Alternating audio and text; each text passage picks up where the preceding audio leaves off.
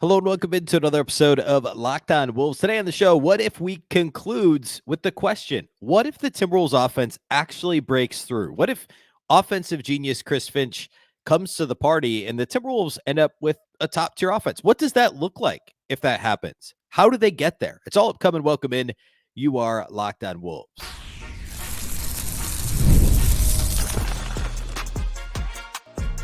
You are Locked On Timberwolves, your daily Minnesota Timberwolves podcast. Part of the Locked On Podcast Network, your team every day.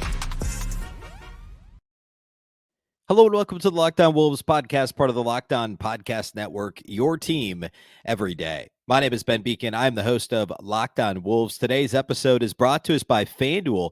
Now through September 22nd, all FanDuel customers can bet $5 and get a 3-week free trial of NFL Sunday Ticket from YouTube and YouTube TV. Visit FanDuel.com to get started again through the 22nd. That's this coming Sunday. Happy Friday, everybody. Happy weekend.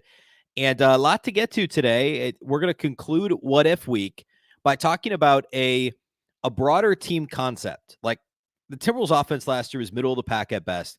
How can they break through and become a top tier unit? And when I say top tier, I really just mean top third. Because if you've got a, like, even if the defense regresses, if you have a top 3 defense and a top 10 offense, you're a pretty good basketball team. You're going to be in good shape. So let's talk about that. Well, I'll talk about my path to how the Wolves can do that. And how their offseason moves and also a couple tweaks in their style of play and their approach, their game planning overall can get them to that point. So we're going to break that down today. Big thank you off the top for making Locked On Wolves your first listen every single day. Of course, you can find the show free and available everywhere. That includes YouTube, as well as all of your favorite audio platforms. Wherever you listen to podcasts, you can find Locked On Wolves. You can also find us on the Locked On Sports Minnesota app on both Roku and Amazon Fire TV. All right. So the Timberwolves last season, really no matter where you look, they were, obviously no matter where you look, they were the top defense in the league, and it's not close. I've talked about this extensively, but there's only one team that had a greater margin between number 1 and number 2 in the league defensive rating over the last 30 years. It was the Spurs from like 9 years ago. That's it. Otherwise, it's the best defense in the last 30 years comparatively, and obviously you can't just look at points per 100 possessions. You can't just look at defensive rating because 2024 to 2007 is far from apples to apples, right? So we can go back 30 years, and doing that, it's the second biggest gap ever between the best and second best defense. Offensively, on cleaning the glass, which is the best place to get this data, and Basketball Reference is a great site, but cleaning the glass breaks out or takes out garbage time. It takes out end of possession, end of quarter possessions that are heaves, etc. So like Basketball Reference had the Timberwolves at, it's not a huge difference. They had them actually, no, they did end up the same. They were 16th on both sites. Cleaning the Glass had them at 16th for a long time. At Basketball Reference, they were 17th, 18th, something around there. But they were a middle of the pack offense in the regular season last year. 16th in the league in offensive rating at both Cleaning the Glass and Basketball Reference. Now, for a long time, they were actually much lower than that. They got a little bit better as the season went on. They shot more threes. They made more threes. They actually finished the season 3rd in the entire NBA in three-point percentage as a team, which I don't think I mentioned it a lot toward the end of the season prepping for the playoffs, but I don't know that if you asked a random Timberwolves fan on the street in Minneapolis, like, hey, were the Timberwolves a good three-point shooting team last year? They'd probably be like, Cat was good and Ant was pretty good. Kyle Anderson was awful. Like, yeah, I don't know. They were okay. They're actually 3rd in the league in team three-point shooting percentage.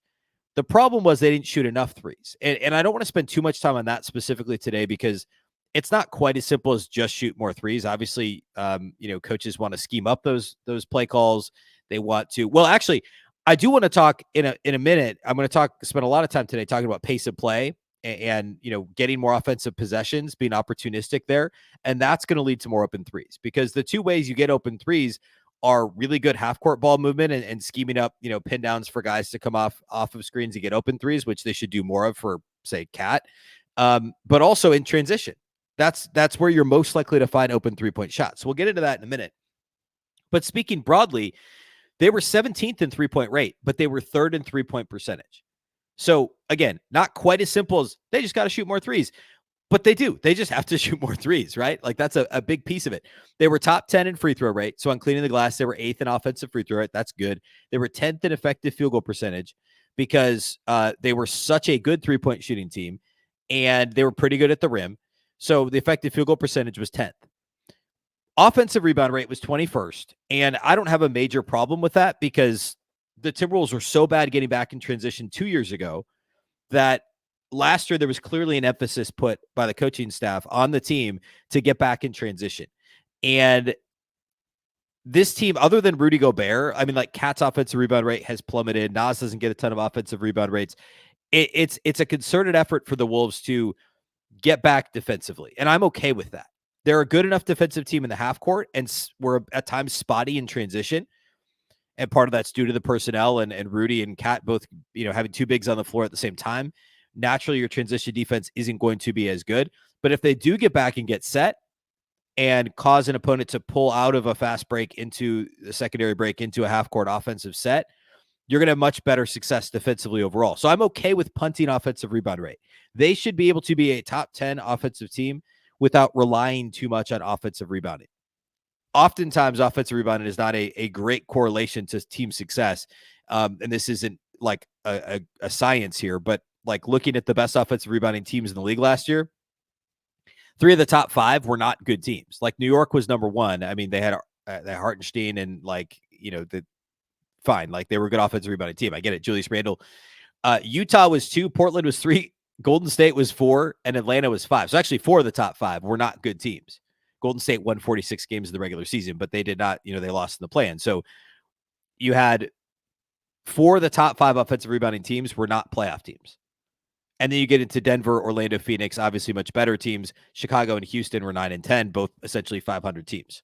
So offensive rebounding is not like a key thing here when we're talking about what the Wolves need to do offensively to improve, because they're not going to get that much better offensive rebounding, because I don't think they're going to change their philosophy about just get back on defense. Don't hang around looking for that second opportunity. Now, one place that they could get a little better there real quickly as an aside, and this is something we'll cover when we get to player previews, which I'll probably start next week. Like Jaden McDaniels, we saw this in the Phoenix series.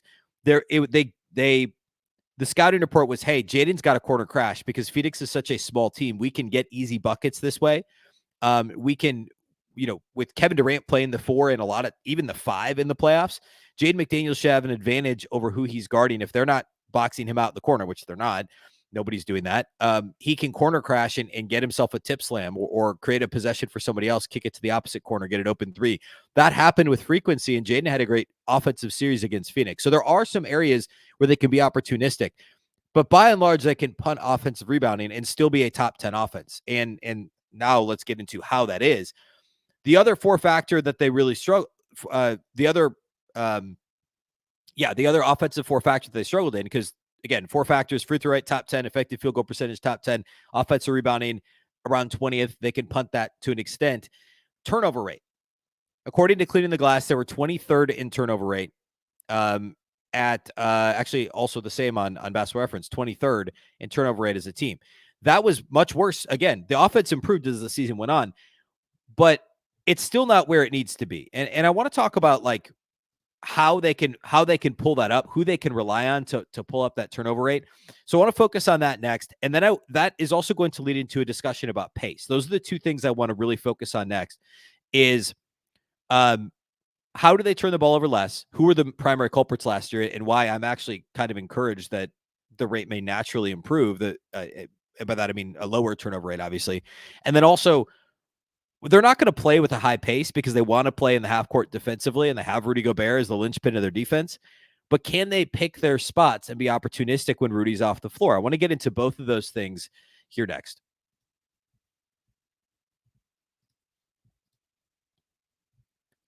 Today's episode of Locked On Wolves is brought to us by our title sponsors at FanDuel. You've heard me talk a lot about FanDuel over the years here at Locked On Wolves. That's because it's America's #1 sports book. We have something a little bit different for you right now. Now through this Sunday, that's just a couple days away, depending when you're listening to it. It's this Sunday. Not November yet. September 22nd, all FanDuel customers can bet $5 and get a 3-week free trial of NFL Sunday Ticket from YouTube and YouTube TV. Then with the YouTube TV base plan, you'll be able to watch every regular season Sunday afternoon out-of-market game. All you need is a Google account and a current form of payment you can cancel at any time. Again, that's this coming Sunday, the 22nd. It's your last chance to get this deal. If you're a FanDuel customer, just bet $5. You'll get that 3-week free trial of NFL Sunday Ticket from YouTube and YouTube TV. Again, with the base plan at YouTube TV, you can watch every regular season Sunday afternoon out-of-market game. All you need is a Google account and a current form of payment you can cancel at any time. Just visit FanDuel.com. Download America's #1 sportsbook today.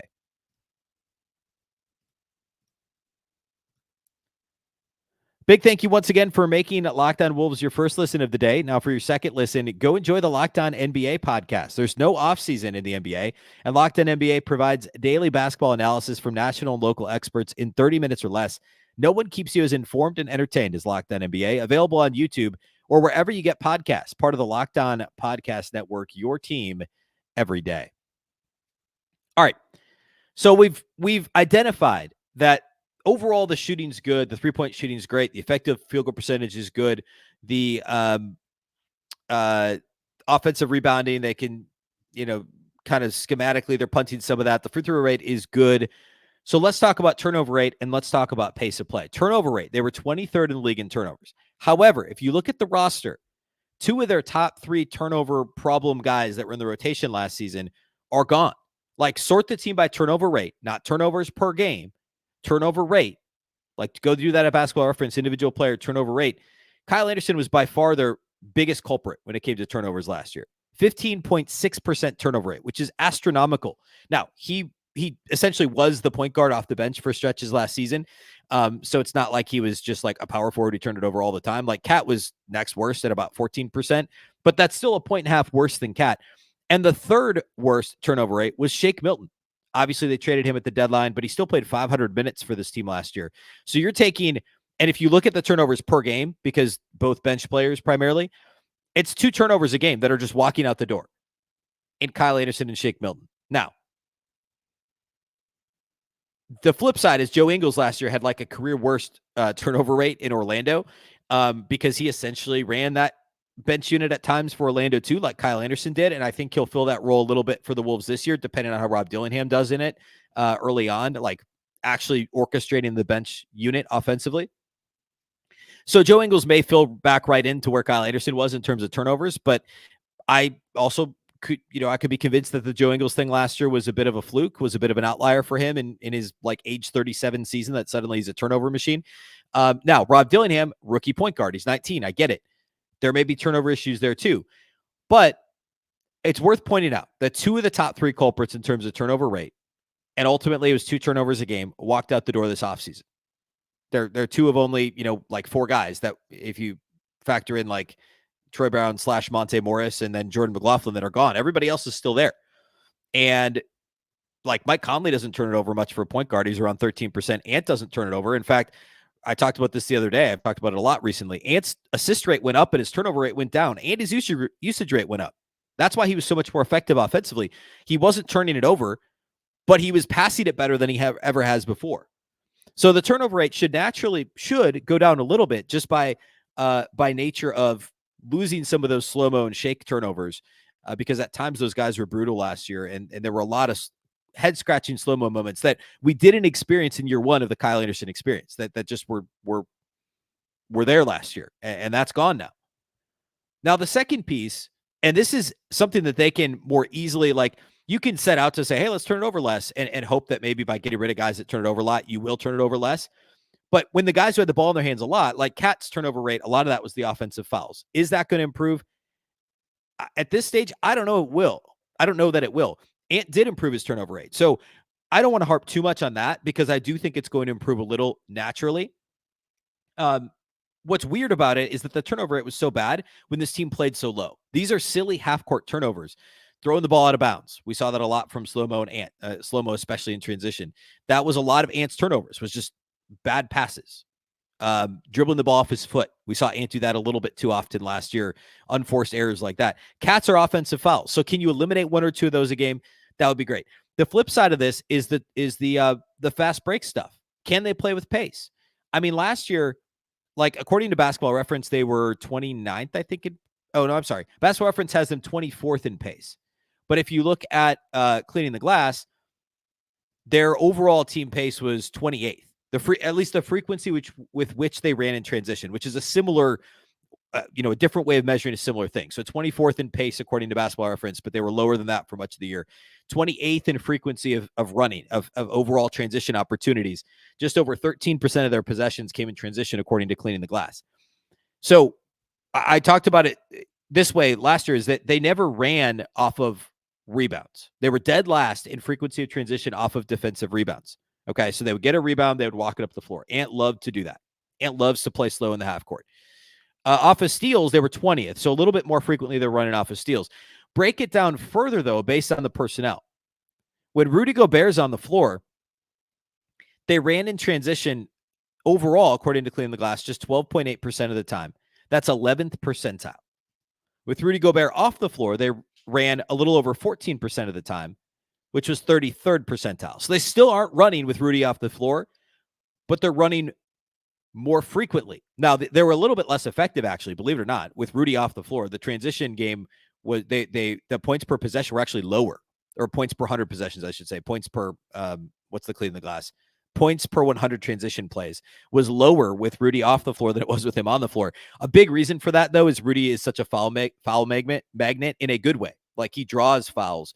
So you get a rim run and he gets, teams are going to be more likely to foul him than let him get a dunk in transition, or if he's trailing the play and, they step in and try and take a charge, or they hack him so he doesn't get a dunk, or he does get a dunk, right? So like Rudy in transition, when they do run or when he's able to get a touch in transition, actually turns out pretty well.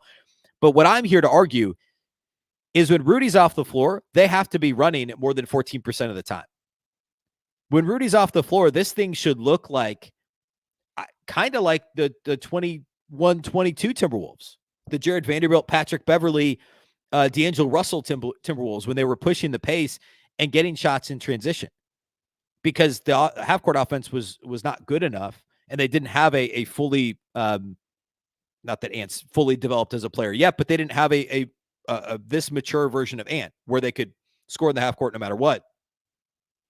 A team, if Nas is at the 5, or if Cat's at the 5 and Nas is at the 4, there's no reason not to run, because at least 4 of the in fact, if Rudy's off the floor, all 5 of your players are going to be league average or above 3-point shooters now with no Kyle Anderson. Like, their top 3 lineups last season that didn't include Rudy Gobert. Actually, their top 4 lineups and 6 of their top 7 lineups without Rudy Gobert in terms of minutes included Kyle Anderson. And he couldn't shoot threes. And he also, literally, his nickname is Slow-Mo. Even though he was running the break a lot of the times, and also with that high turnover rate, take him out of it. Now it's Rob Dillingham potentially running this break. And every single player on the floor can shoot a 3. Nas Reid, Nickeil Alexander-Walker, Karl-Anthony Towns with the bench unit, Rob Dillingham, Joe Ingles, Terrence Shannon. I don't care who, like, if Rudy's off the floor, all 5 are shooting threes, can shoot threes. And that's what they should be striving for in transition, is Cat taking the ball to the, not that Cat passes out a lot when he goes to the rack, but, Rob Dillingham driving, kicking it out. Joe Ingles sucking in the defense on a drive, kicking it out to a 3-point shooter. Joe Ingles in the corner with Rob Dillingham running pick and roll with Karl-Anthony Towns out of the fast break, like, or on a secondary break, kind of broken floor situation, or just running, right? Get to the 3-point line, spot up, and get an open 3. That's going to do 2 things. One, their overall transition, like if they increase the frequency running in transition with Rudy off the floor, the transition points go up, which is huge. And 2, you're going to get more 3-point opportunities, which is going to drive your offense overall, because they're a good 3-point shooting team. We've already established their top 3 in percentage before adding Joe Ingles and getting rid of Kyle Anderson and adding Rob Dillingham. The effective field goal percentage will continue to go up. And now you've solved, and also, by the way, you may turn it over a little bit more, but again, turnovers were a bigger issue in the half court last year. It's silly stuff like Cat, offensive fouls and stuff like that. So run more frequently with Rudy off the floor. They should be bigger than a 33rd percentile team in transition with Rudy Gobert off the floor. When all 5 guys can run, Cat being the slowest one, but we've seen Cat as a trail man in transition get the ball and knock down a straightaway 3, which is his favorite shot, and he's the best in the league at it. Or trailing, getting a drop-off pass, full speed, dunk. Also charges. But, like, overall, that's it. That's it. The Timberwolves being opportunistic with Rudy off the floor. When he's on the floor, absolutely play slower, because they're good enough in the half court, especially when Ant's on the floor with Rudy. They're good enough in the half court, And the defense is so good that clearly last year they won 56 games of the middle of the pack offense, right? So that's still the baseline here is when Rudy's on the floor, fine. Be a 15th ranked offense or whatever. Or hopefully a little bit better if they continue to improve some of the other stuff we talked about, the turnover rates and things like that, and Ant continues to get better overall. But when he's off the floor, run. Play a little bit more high variance. Your defense isn't going to be as good with Rudy off the floor. You might as well get some more possessions and get some open threes and get some dunks and layups and free throw opportunities in the open floor with personnel that can run and shoot threes and is super athletic. Every single one of these guys, except for Rudy Gobert, 9 of your top 10 potential rotation guys, if you include TJ Shannon, are guys that are going to shoot league average or better from three. Jaden McDaniels has fluctuated, but for his career, he's about league average. Like, this is a team that should be able to beat you in multiple ways offensively. That's how they've been built now. And there's no reason this can't be a top 10 offense. With, I in the cold open here, I mentioned I kind of like made a snide remark about Chris Finch, and I haven't even gotten back to him. Obviously, this all has to come from Chris Finch. He's done a lot of things as an offensive mastermind through his career, and I don't mean that sarcastically. I mean, he has been, and clearly the personnel in Minnesota is unique. And so I don't know that it's being that much more creative in the half court. I think for the most part, they got to a good place last year, maybe running a few more horn sets, maybe running a few more pin downs for guys like Cat in more than once a game, get these guys open for some threes. But it's just simply imploring his team to run more in transition with Rudy off the floor. That's going to make a big difference. And the personnel on this team should lead to a top 10 offense, with relative ease, really. Like there really isn't any excuse for them to not be a top 10 offense this season. All right. Let's close out with a quick ownership note and a couple things here overall about the Wolves here as we lead into really the week of media day and training camp. Like, we're there. We'll do all that here next.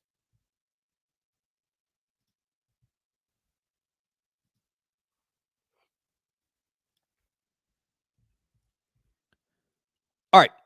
So we've established the Timberwolves should be a top 10 offense, right? Less turnovers, more transition opportunities, which will lead to more 3-point opportunities, and a bit more creative in the half court. But overall, that's what this thing should look like. The defense shouldn't be worse. It really shouldn't be. I know Joe Ingles isn't as good of a defender as Kyle Anderson, but that's a small sliver of moments in a game. And they're going to be a little bit, got guys like TJ Shannon. They've got another layer of kind of these bigger defenders as well, with him and Josh Minott potentially seeing some minutes this year too. So I don't see defensive slippage. So I think that top 10 offense is going to lead to a very similar season in terms of the regular season success, right? I'm not making my official prediction yet, but they should be in the mid 50s again in terms of wins, even though the West is that much tougher. Let's talk about the ownership stuff. We hit on this a couple of shows ago, but there was yet another report that came out here with a bit more information. A reminder, just kind of resetting this, that the arbitration after mediation didn't work in May. They said there'd be arbitration. They said it would be in November. Now we know it'll start the week of November 4th, so maybe a week or two earlier than we thought it would. It's a 3-person panel, and each side, the Lori Rodriguez side and the Glenn Taylor side, both get to appoint an arbitrator, and then they agree mutually on one. It was reported by Sportico. The mutual arbitrator will be, a retired Hennepin County District Court Judge Thomas Frazier was agreed upon by both parties to be the neutral arbitrator. And then the other two, there's a retired Minnesota Supreme Court justice that was appointed by Taylor named Kathleen Blatz, and Wilson Sonsini partner Joseph R. Slights III was appointed by Alex Rodriguez and Mark Lowry. So it's a 3-person panel. The hearing begins November 4th. I don't know how many days it's supposed to last or anything like that. And then the next step would be a ruling to come in mid-December was kind of the initial estimate. So we should know by Christmas what's happening here and what the next steps are. Basically, the options are the options are that the control gets transferred, the transaction happens, and Lorianne Rodriguez end up with 80% of the team. Perhaps there's some sort of, if they lose, there could be damages paid to Glenn Taylor for, I don't know if it would be public comments or like how that would all work, or the delay in the payment. There's additional funds that need to be paid.